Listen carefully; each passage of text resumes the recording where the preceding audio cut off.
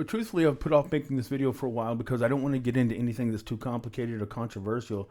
I'd rather just kind of focus on the details and the principles that are going to help you get your ex back, that are going to help you repair a relationship of real meaning and value to you.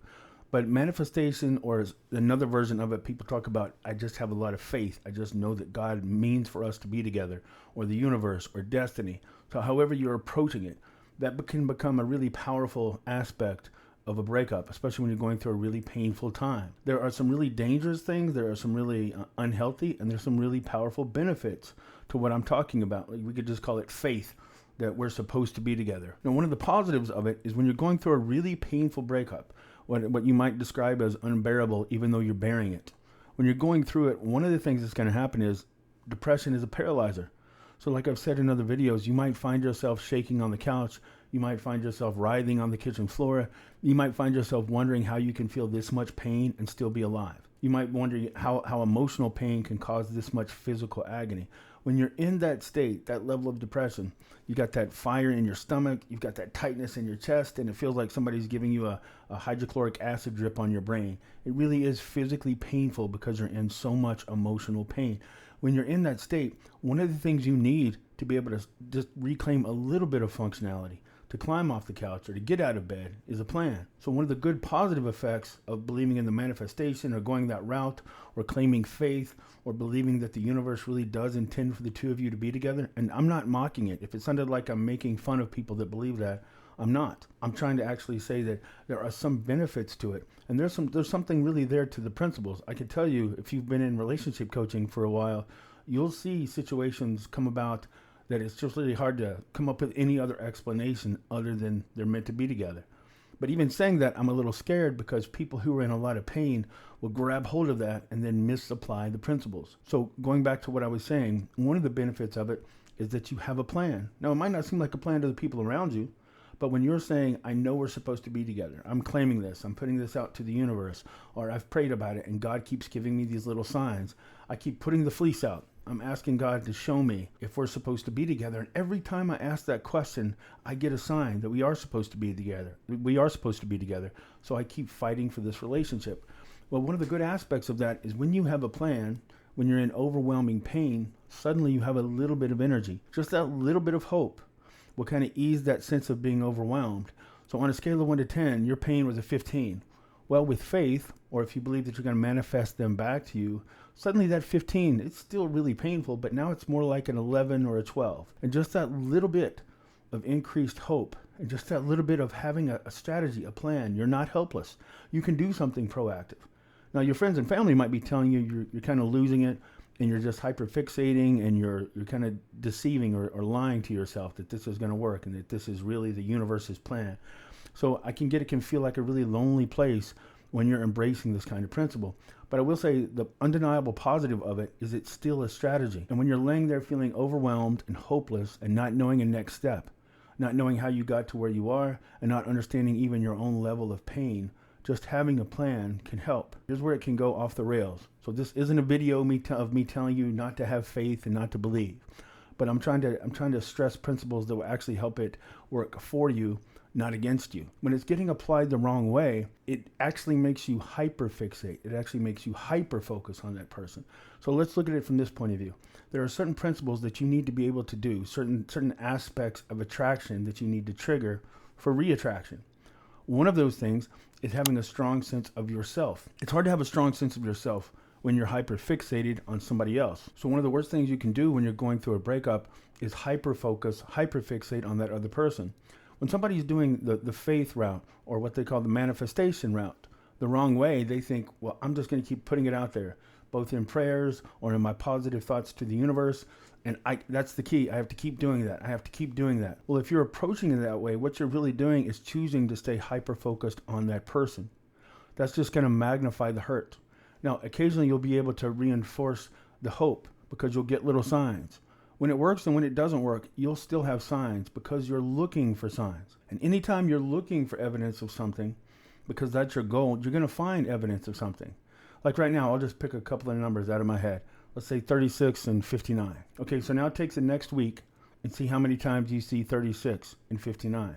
And again, I'm not trying to discredit the belief of faith. I'm a Christian. I believe in faith. I believe in spiritual principles. But there's a way to apply it that will actually hurt you. And the reason I'm making this video is I have a lot of clients that become really, really obsessed with manifesting their ex back. And I'm not trying to make fun of their belief. That's between them and what they believe, what they know in their heart. I didn't live that relationship, so I can't tell them that it's not the one they're supposed to be with. I'm just telling you, when you apply the concepts of belief, manifestation, and faith the wrong way, it will absolutely hurt you. It's good to have a plan, but the first part of that plan should not be, now I'm going to hyperfixate on them. Now I'm going to study them. Now I'm going to start my day every day by saying prayers about what I want from God when it comes to this relationship. Every day I'm going to start by putting it out there in the universe. And anytime I feel overwhelmed, I'm going to do it again. And every time at the end of the day, I'm going to do it again. Now for a while, you'll get a short burst of strength because again, you have a plan. But if it doesn't start working in a soon enough time period, you're going to start having doubt. That's going to make you think, no, I can't doubt. I need to double down. That can cause you to not only keep focusing in, but it can accidentally cross into a level of obsession. So now it's like dominating your thoughts, but that's okay.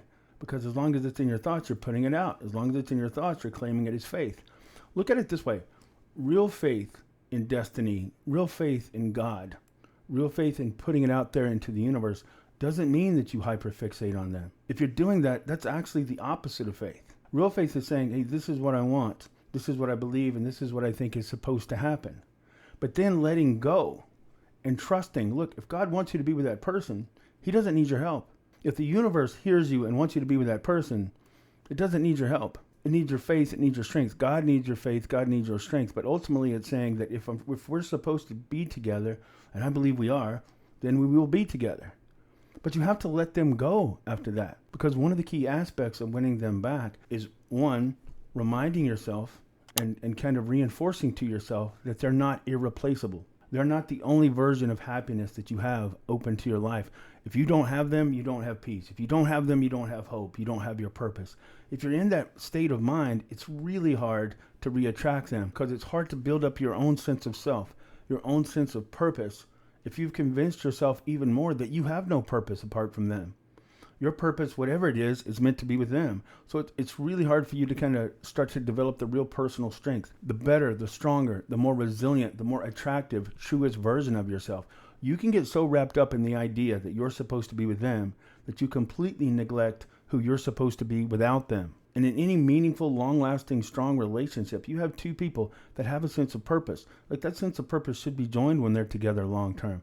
But they shouldn't feel like if they lost the other person, that other person took their purpose with them. I hope that makes sense.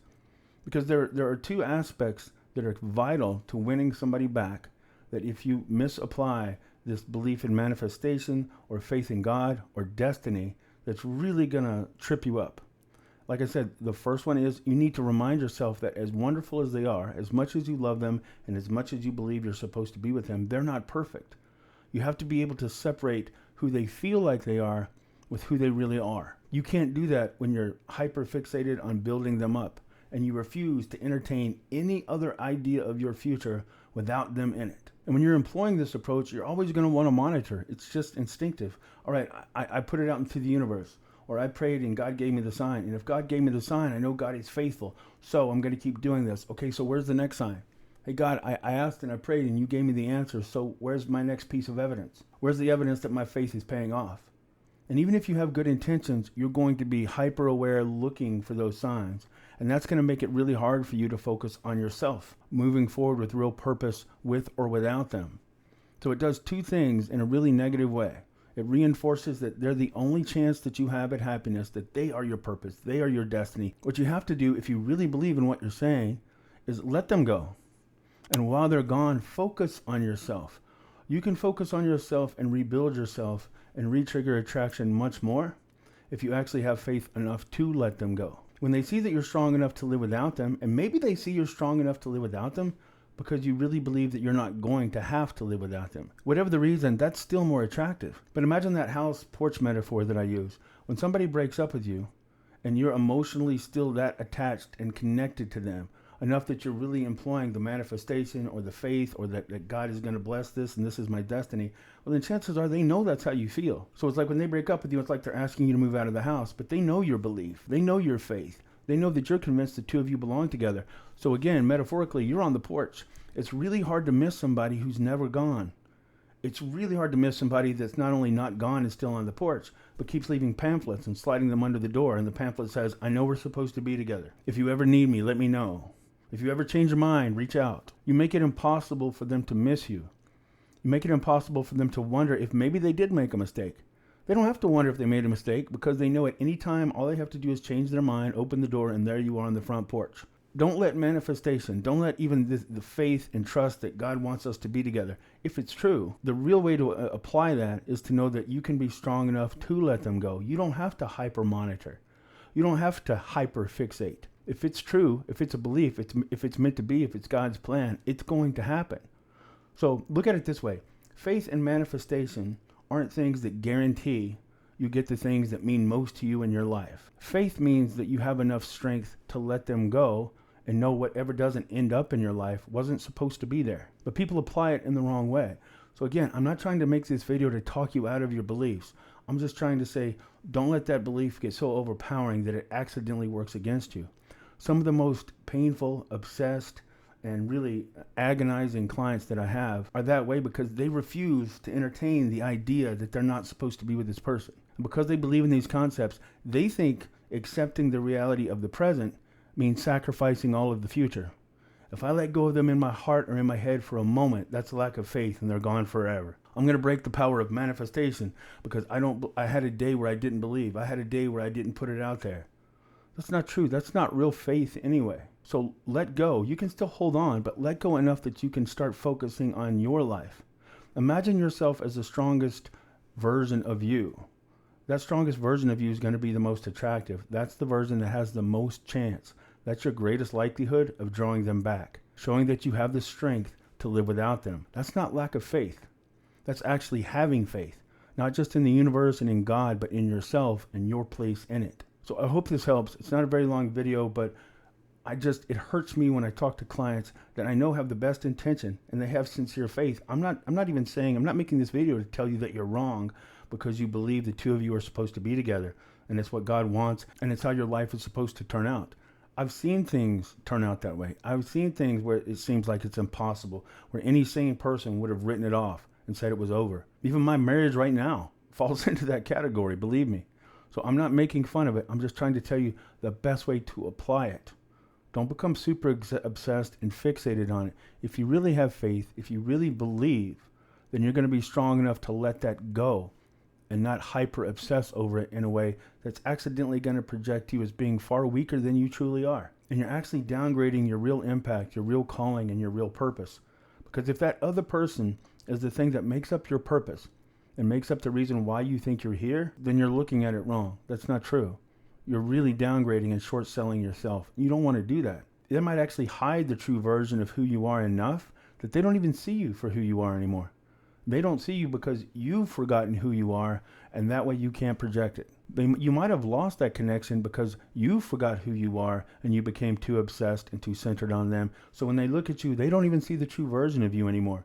They see somebody who's so wrapped up in them being together that's become the purpose. That can be misleading to them, and that might be the version of you that's turned them off. I know these situations can be complicated and different, so if I can help with any of the details and your situation doesn't fall into what you might call the most general breakup situation, let me know. I do the coaching calls one-on-one, and you can find my calendar at dotheyloveme.com. So thanks a lot. Take care.